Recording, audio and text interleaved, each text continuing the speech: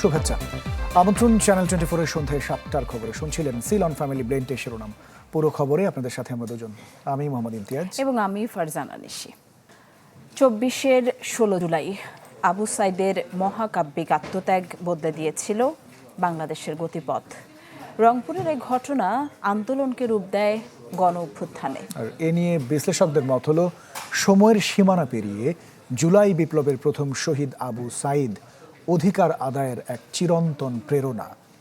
মুহাজির হক জানাচ্ছেন বিস্তারিত।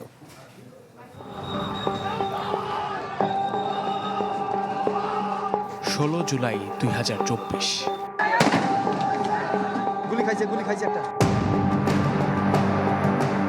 শোষকের খোলা বন্দুকের সামনে সিনা টান করে দাঁড়ানো দুঃসাহসী বাংলাদেশ।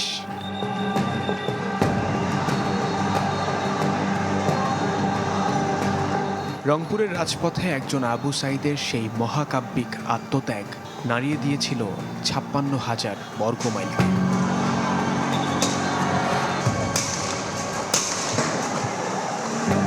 বেগম রোকেয়া বিশ্ববিদ্যালয় ক্যাম্পাস থেকে শহীদ আবু সাইদের বিপ্লবী আত্মা যেন ছড়িয়ে পড়ে টেকনাফ থেকে তেঁতুলিয়ায়।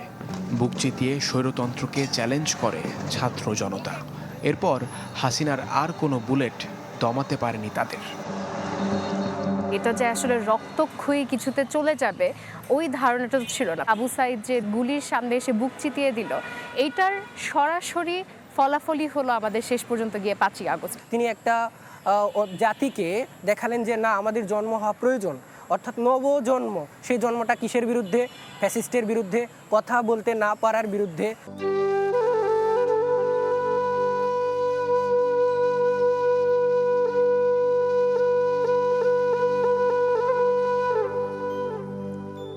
জুলাই আন্দোলনের প্রথম শহীদ আবু সাইদ আজ 2 বছরের স্মৃতি। বিপ্লবের প্রতীক হয়ে যিনি বেঁচে আছেন রাজপথের স্লোগানে, শহরের দেয়ালে। অন্যায়ের বিরুদ্ধে রুখে দাঁড়ানোর যে নতুন ইতিহাস তিনি লিখে গেছেন, তা ধারণ করছে প্রজন্মের প্রতিনিধিরা।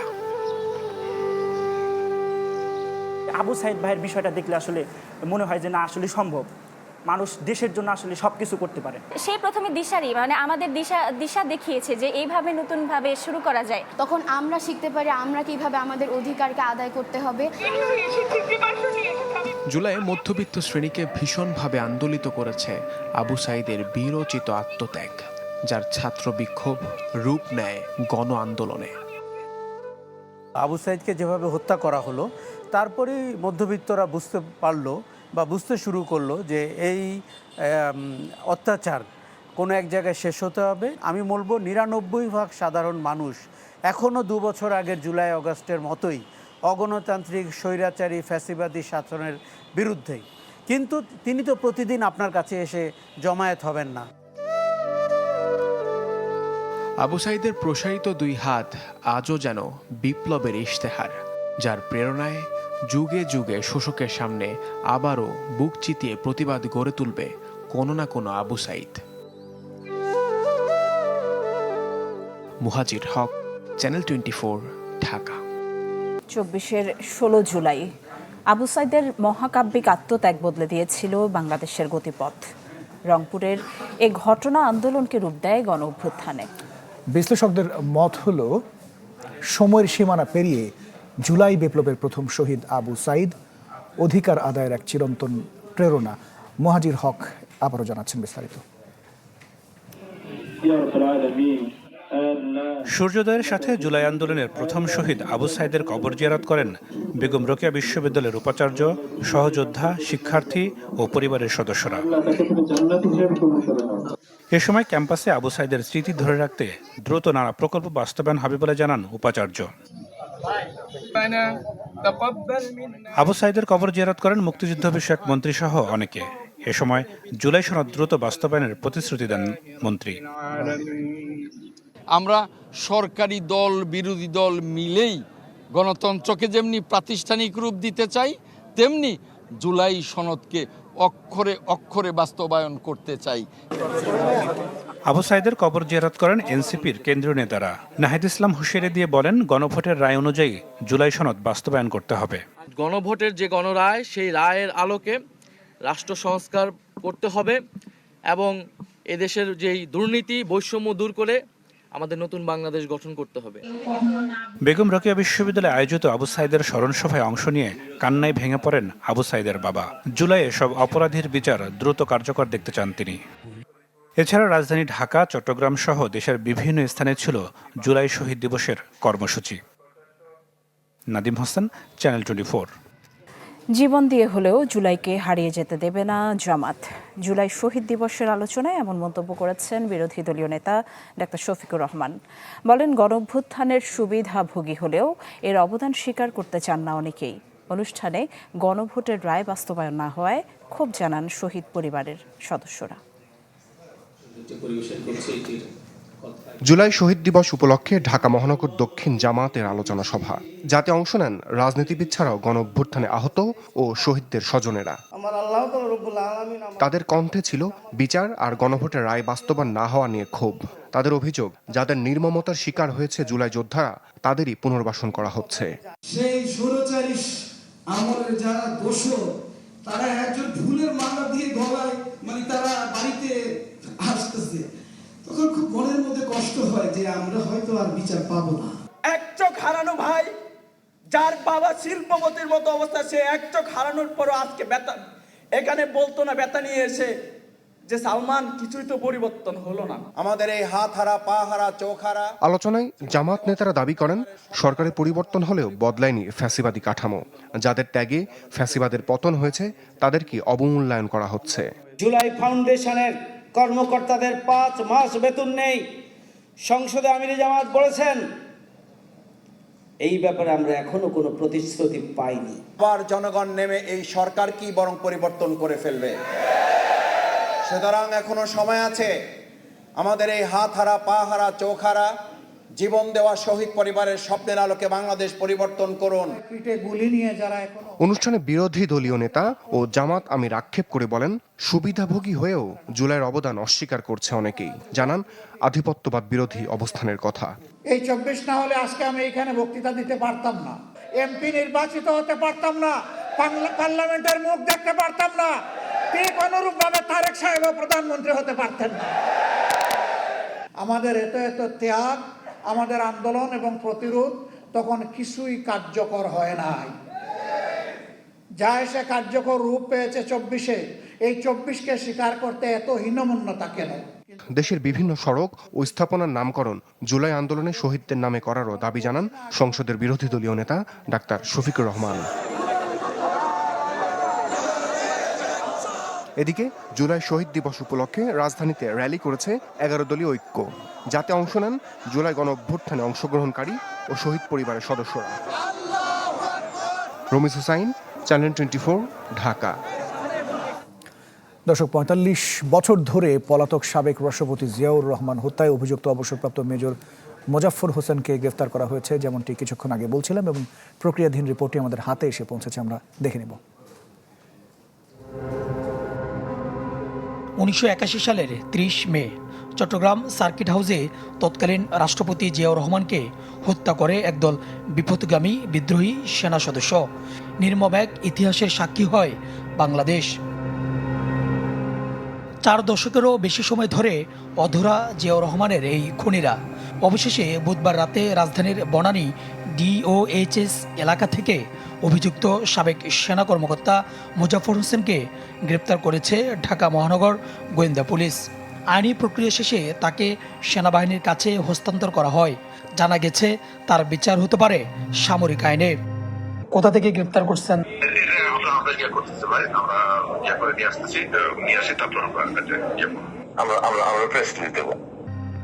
অভিযোগ রয়েছে, হত্যাকাণ্ডের সময় তৎকালীন মেজর মোজাফফর হোসেন রাষ্ট্রপতি জিয়াউর রহমানকে শনাক্ত করেছিলেন। এরপর থেকেই তিনি আত্মগোপনে। এত বছর পর অভিযুক্ত সেনা কর্মকর্তার গ্রেপ্তার আবারও আলোচনায় জিয়া হত্যা মামলার পরবর্তী আইনি প্রক্রিয়া কিভাবে এগোয়, এখন সেদিকে নজর সবার। সুলতান মাহমুদ আরিফ, চ্যানেল 24, ঢাকা। বিগত সরকারের আমলে অর্থ পাচার না হলে দেশের ক্ষুদ্র নৃগোষ্ঠীর অনেক সমস্যার সমাধান করা যেত। প্রধানমন্ত্রী তারেক রহমান এই কথা বলেছেন সচিবালয়ে প্রধানমন্ত্রীর দপ্তরের সভাকক্ষে ক্ষুদ্র নৃগোষ্ঠীর প্রতিনিধিদের সাথে মতবিনিময় করেন প্রধানমন্ত্রী। এ সময় আদিবাসী হিসেবে সাংবিধানিক স্বীকৃতি, ক্ষুদ্র নৃগোষ্ঠীর শব্দের পরিবর্তে গোত্রভিত্তিক পরিচয়, ভূমি সমস্যা সমাধান সহ বিভিন্ন দাবি উপস্থাপন করেন প্রতিনিধিরা।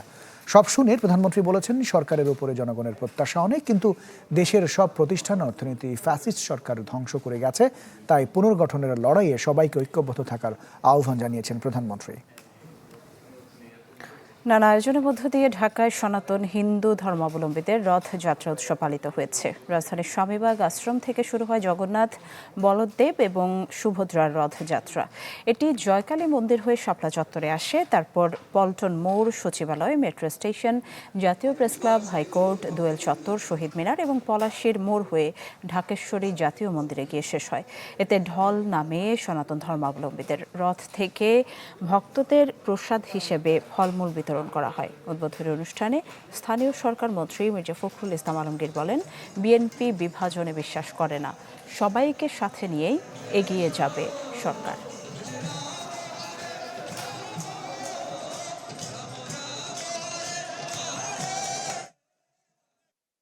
যে আমরা ধর্মীয় ভাবে কোনো বিভাজন সৃষ্টি করতে চাই না, আমরা সকলকে নিয়ে কাজ করে সামনের দিকে এগিয়ে যেতে চাই। হিন্দু, মুসলমান, বৌদ্ধ, খ্রিস্টান এই দেশটা স্বাধীন করেছিলাম, সেই যে বোধ, সে বোধটাকে একটা বিশেষ অপশক্তি বারবার আঘাত করার চেষ্টা করেছে। আজকেও সেটা আছে। এখানে আমাদের সকলকে এক হতে হবে। এদিকে দেশের বিভিন্ন স্থানে নানা আয়োজনে চলে সনাতন ধর্মাবলম্বীদের রথযাত্রা। ধামরাইয়ে নানা আনুষ্ঠানিকতায় হয়েছে রথযাত্রা। নিরাপত্তায় মোতায়েন করা হয় আইনশৃঙ্খলা বাহিনীর বিপুল সদস্য। খুলনা নগরের আর্য ধর্মসভা মন্দির থেকে রথযাত্রা শুরু হয়। উদ্বোধন করেন সিটি কর্পোরেশনের প্রশাসক। এ সময় উপস্থিত ছিলেন খুলনায় নিযুক্ত ভারতের সহকারী হাইকমিশনার পবন কুমার সহ অনেকে। সিলেটে রথযাত্রার আনুষ্ঠানিকতায় প্রধান অতিথি ছিলেন প্রবাসী কল্যাণমন্ত্রী আরিফুল হক চৌধুরী।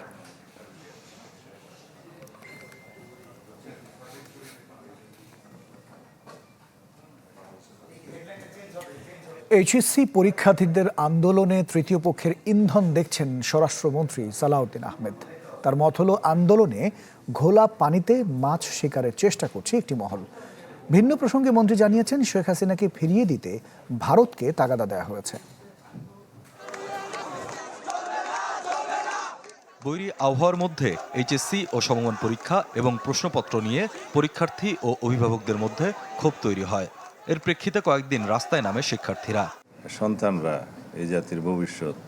এই আন্দোলন ঘিরে পরিচয় গোপন করে একটি মহল ঘোলা পানিতে মাছ শিকার করতে চেয়েছে বলে মনে করেন স্বরাষ্ট্রমন্ত্রী সালাউদ্দিন আহমদ। তার দাবি, শিক্ষা মন্ত্রণালয়ের সমাধানে সন্তুষ্ট প্রকৃত পরীক্ষার্থীরা। বিব্রত করতে চায় এরকম কিছু মহল তো আছেই। তারা বিভিন্ন ইস্যুতে নিজেদের পরিচয় গোপন করে এখানে একটা ঘোলা পানিতে মাছ শিকারের ব্যবস্থা করতে চায়। যারা আন্দোলন করছে তাদের মধ্যে অনেকে দেখা যায় আসলে ছাত্রই না, পরীক্ষার্থীই না। তো যারা তাদের দাবি সম্পর্কে শিক্ষামন্ত্রীকে জানিয়েছে, সরকারকে জানিয়েছে, এই বিষয়ে শিক্ষা মন্ত্রণালয় তাদের অবস্থান পরিষ্কার করেছে। অন্য এক প্রশ্নের জবাবে স্বরাষ্ট্রমন্ত্রী জানান, শেখ হাসিনাকে ফিরিয়ে আনতে ভারতকে তাগাদা দিয়েছে সরকার। দেশে ফিরলে আপিলের সুযোগ থাকবে কিনা সেটি আদালতের বিষয় বলেও জানান তিনি। সাজাপ্রাপ্ত আসামি হিসেবে দেশে ফিরলে তাকে গ্রেফতার করা হবে এবং রায় কার্যকরের ব্যবস্থা নেওয়া হবে। যদি আপিল করার কোনো সুযোগ থাকে সেটা আইন আদালত বুঝবে, তখন আপিলের সুযোগ থাকলে আপিল হবে।